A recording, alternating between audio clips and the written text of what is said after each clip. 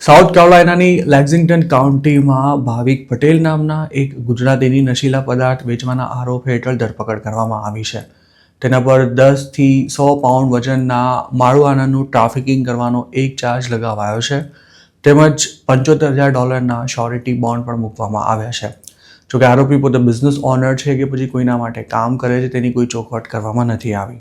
સ્ટેટના એટર્ની જનરલે શુક્રવારના રોજ આપેલી માહિતી અનુસાર નશીલા પદાર્થ વેચતા તત્વો સામે હાથ ધરવામાં આવેલી કાર્યવાહીમાં ભાવિક સહિત 12 એશિયન્સ લોકોની ધરપકડ કરવામાં આવી હતી.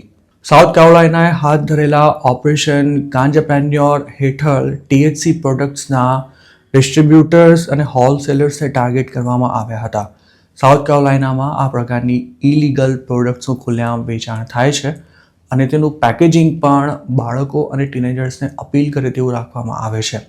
એટર્ની ઓફિસના જણાવ્યા અનુસાર સાઉથ કેરોલાઇનાના લો એન્ફોર્સમેન્ટ ડિવિઝન અને ડ્રગ એન્ફોર્સમેન્ટ એડમિનિસ્ટ્રેશન દ્વારા સમગ્ર સ્ટેટમાં આવેલા બિઝનેસીસ સામે સર્ચ અને સીઝર વોરંટ્સ ઇસ્યુ કરવામાં આવ્યા હતા.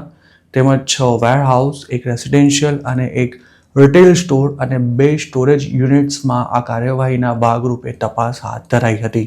આ કાર્યવાહીમાં વિવિધ પ્રકારની કુલ 30,000 પાઉન્ડ વજનની ઇલીગલ THC પ્રોડક્ટ્સ મળી આવી હતી, જેમાં મારુઆના ઉપરાંત pre roll joints, edibles, vape, oil અને સિરપનો સમાવેશ થાય છે. તેમજ આ પ્રોડક્ટ્સના વેચાણથી મેળવેલી $2 મિલિયન જેટલી જંગી કેશ પણ જપ્ત કરી લેવાઈ છે.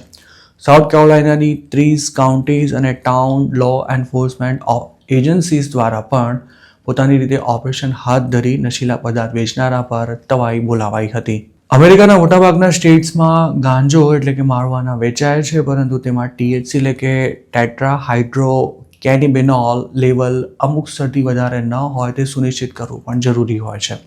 જોકે નશીલા પદાર્થ વેચતા મોટાભાગના બિઝનેસ ઓનર્સ આ કાયદાની કોઈ દરકાર નથી કરતા હોતા, કારણ કે વધુ THC લેવલની પ્રોડક્ટ્સની ડિમાન્ડ હંમેશા વધારે રહેતી હોય છે અને તેમાં માર્જિન પણ સારું એવું મળતું હોય છે.